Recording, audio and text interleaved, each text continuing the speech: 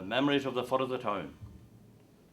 On returning to Old Letterkenny, after roaming for 40 long years, the changes that have taken place there moved this old townie to tears.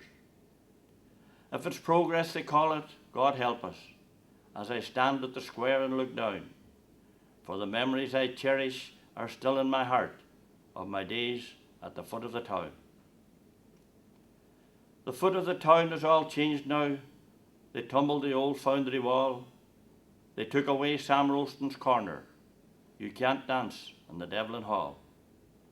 The guards have all left the old barracks. The brew has moved up the high road. The cop and the institute vanished, along with McDuffie's abode.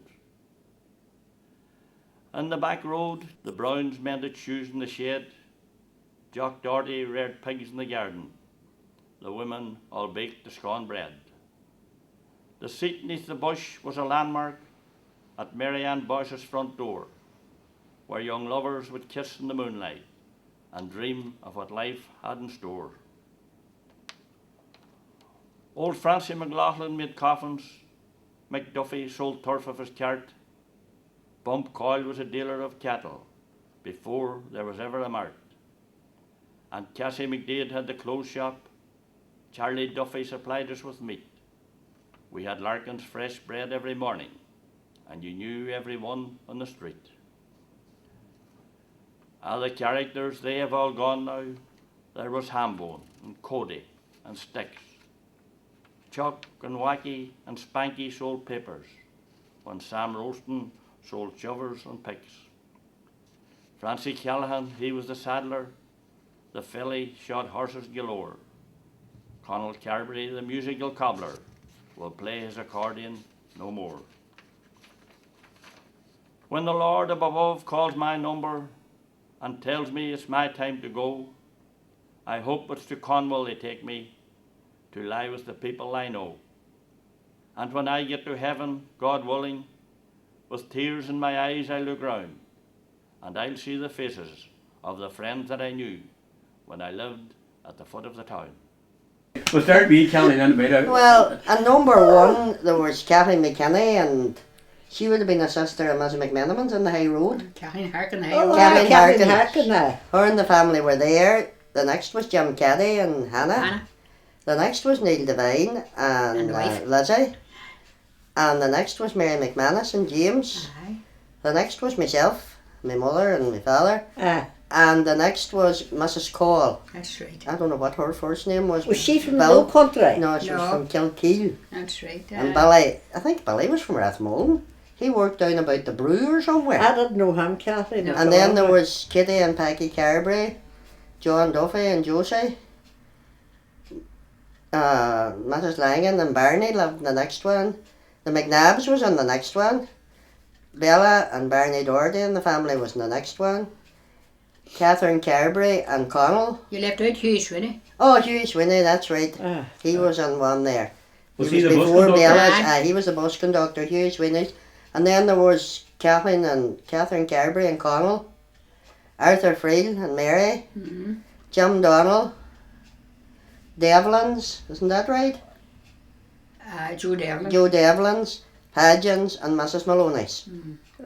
Christ, Kathleen, you've a queer memory. And there are only a many left of us now. I can remember nothing. What age is Mrs. Maloney now? She's 101. She's right in the home, you know. She's out in Archfield. Great woman, isn't she? She is great. She's out the same place as Josie Collins. Josie's out there too. Josie's 90, isn't she? Josie's 90, Why were you called the Burma then? I'll tell you who we called the Burma. Because the war was on I'll tell you who out in Burma. Go on ahead. Hey.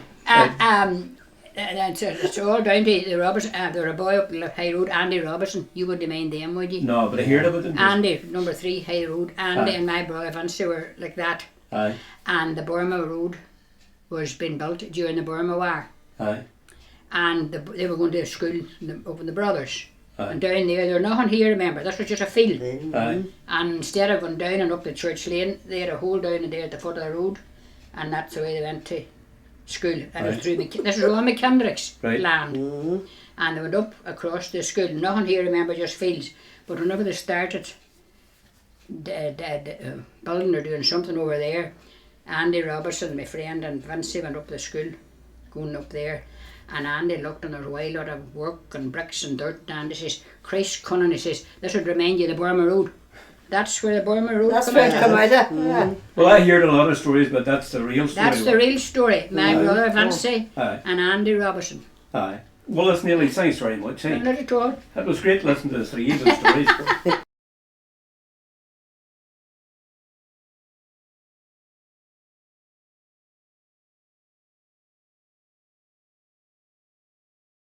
Well, Donald, congratulations, you're coming on 100 years old. Yeah.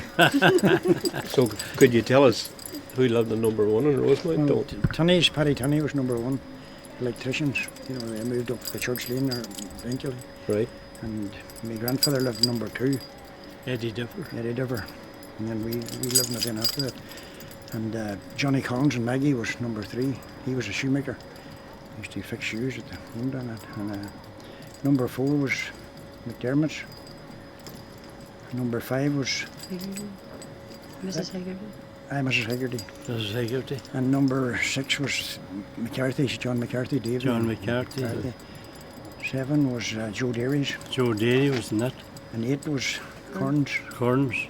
And 9 was Johnny and Jimmy Friel. They used to. That's the red door there. The red door. Well, you see that one, Donald, what was that about the Friels? Did they do hens and all of there? The Friels done hens. They exported hens to Rosemount, down to England. And they had up Manus McFadden's entry, they used to do the plucking there. Right. Agnes Corn and them used to pluck. Aye, that's right. And we used to stand with Agnes, and if there was one of them had an egg in it, she'd squeeze it out for you. Right. Roast the egg, you know. That's a good one, wasn't it? Well, but an egg then was something. Well, thank you. Donald, Maggie Ronahan, could you tell us from number 10 to... Number Paddy Kennedy lived there. But before that, well, Paddy's there since when? Oh, Paddy's a long time in it. Hanlon's was in it, I remember a long time that's ago, going back about 80 years ago. Right. Hanlon's was in it. Well, what Hanlons were they? Oh, I don't know. There used to be a junting cart on there where that green door is there. Used to have a cart. Right. Hanlon's was the name. Right. Yeah. But I don't know the word, you know what I mean. But they left there. But Paddy then got that house in. That belonged to Paddy Kennedy. Right. He was living there for a long time. Now to the move to England. He died. He died. Well, then who was in 11? Yeah. This was... Who's in that now? Paddy Coyle was in it originally, and then Big Nelly moved to it. Aye, Big Nelly. Was this Nelly 11 O'Donnell, Donald? aye. Aye. 10. Number 10, 10? Number 10, sorry, aye. So the O'Donnell family lived here, number 10? Aye. Right. That's Nelly O'Donnell. Aye.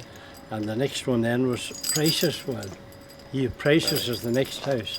But you must have had a great time living around here, you know. I mean, even to this day, it's a very kind of very knit community, a bit like the Slate Row. No, looking back in the journey, know. it was the greatest place to grow up in. Aye. No, there were never a thing, and nobody had nothing. Plenty of But gooseberries yet, no, too. people were very happy, isn't that right, Margaret? I mean, there were happiness in Rosemount that you didn't have.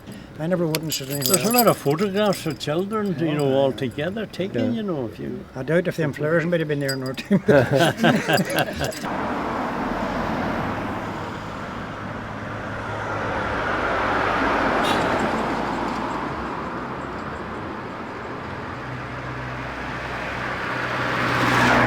Everyone in those days was characters. For all the bottom of the town was all characters. And in my time, and we used to love listening to them. And of course, you had the famous Tommy Fletcher, and Tommy, he was our alarm clock in the morning. It was like everybody was on about the cuckoo, but Tommy, you would hear Tommy at the Donald Park.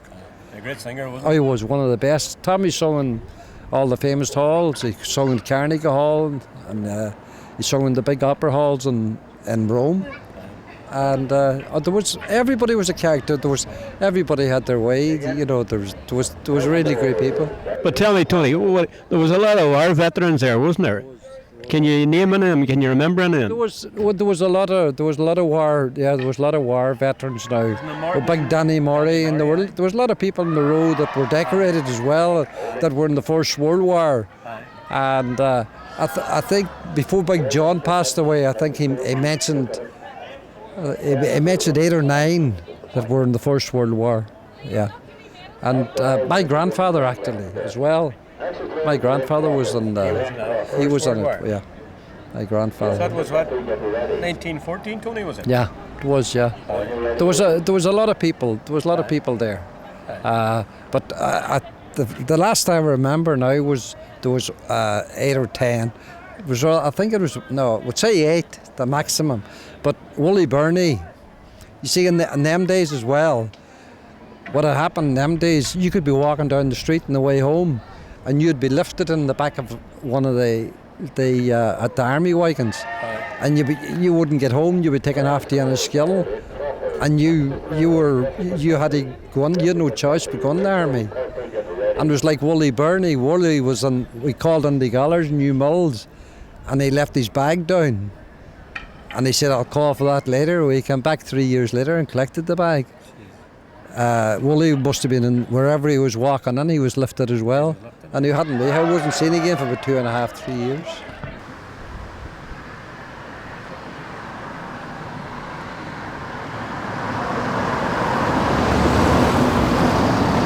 I came here in 1958, and I'm here since. I retired in 1994, and I'm retired since. Now, we are living in this house, which originally was where John Wilson, who was later Taoiseach, lived. And he left here in 1960, and we came to live here, and we're here since. Now this house, and all these houses in College Row, were built in 1909 by a man called Bombay Strain. I'm sure he had another name, but that is what he was known as, Bombay Strain. And before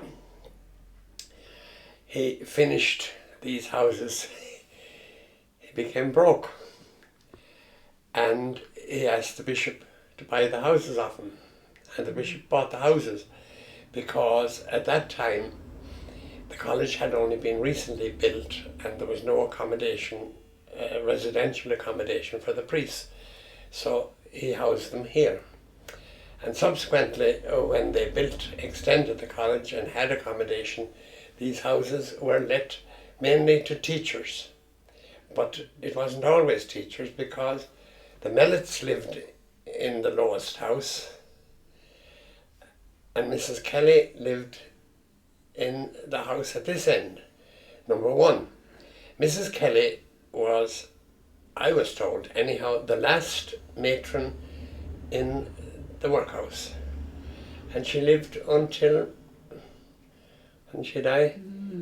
It was, I think it was 1972. Yeah, around the 1970s anyhow, and she's buried in Dunlow. And that, the history of the other houses, the Ryans lived in this house, number 5, and Mrs. Kenny, number 1, we in number 3, and the Mellets initially were in number 7. And they built their own house then next door to it. And that's the story of these houses. Hey Charlie, this place was opened to the Little Tea Jenny in 1963. That's right. It opened actually in the month that November. Kennedy was shot. You know what I mean? That was November, you know. 22nd. And I actually worked here with G.W. Cunningham to building this place here. There's quite a few, as the man says, fellas, like, you know, are past, you know, like there's the Terran Rest, you know, we built here too. You know. The G.W. was Paddy up here's, you know, father. The doors locked. And that was plastered by the Kennedys. Austin Kennedy was the person that plastered it all here. And I think it was Gillies from Clifford that done the plumbing and all of it, you know. And it was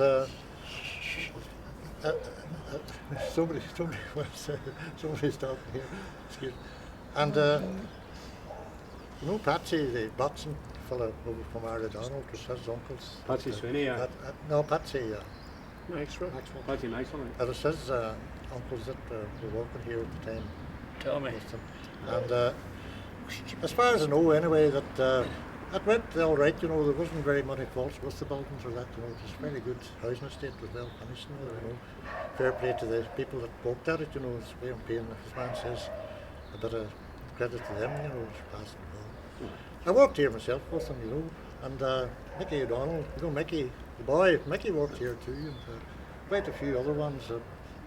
Sweeney, called him Soapy, you know, Soapy Sweeney. That's the man I was on. Jarman there from the back road and that, you understand. I recall to remember it was Tony Duffy was the foreman here. Tony was a foreman. Everything seemed to take off, you know, at that time. I know there was mention about the on the road, that wasn't being at that time, you know. But from that day on, I happened to come here, and the first house I was into over there, the one I'm looking at now, just to look around, you know. That's really properly finished, you know. Well, the only thing I can say about here, we're here 49 years. We'll be here 50 years, please God, next year. And out of all the houses, there's only one house changed hands since we came. We're all here the same length of time. And that was Clark's house over there. And the rest of us, we were only newly married, we reared our families, we got rid of them all, and we're all now the old timers now here, and we're as happy as Larry, with nobody to bother us, and very few weans about. Even the weans, the grandchildren now is all that's coming to bother us. But I would say you wouldn't get a better estate in the town or better neighbours. Oh, my name is Pat McCready, and I'll have you all to know that I come from dear old Donegal, where the winding Surrey flows. You may search this wild world over, but no equal can be found at the spot where I was born and bred, sweet Letterkenny town. While the golden sun was setting at that morning long ago, when I left that wee thatched cottage in the barns of Ballymacool. See, my son, save up your money and your iron you look down, and be sure someday that you'll return to Letterkenny town.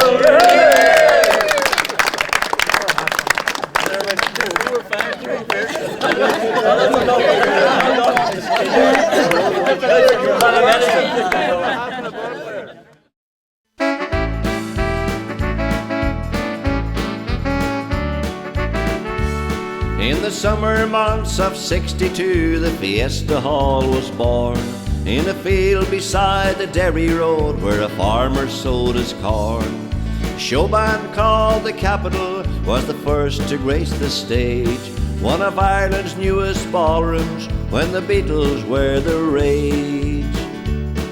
They came from Derry and Tyrone, all parts of Donegal, to be present at the opening of the new Fiesta Hall. They could waltz and jive around the floor till some of them took weak, and they were told to separate if dancing cheek to cheek.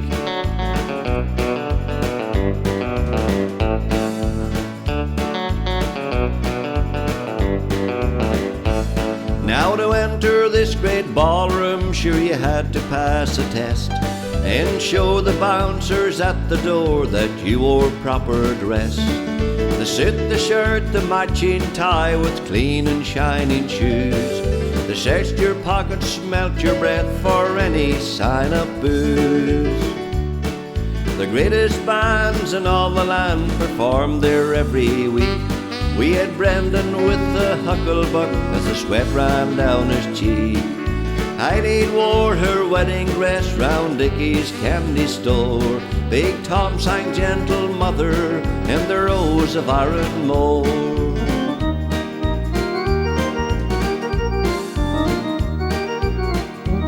When the dancing was all over and the roadies packed the van, the girls queued up for autographs and pictures of the band.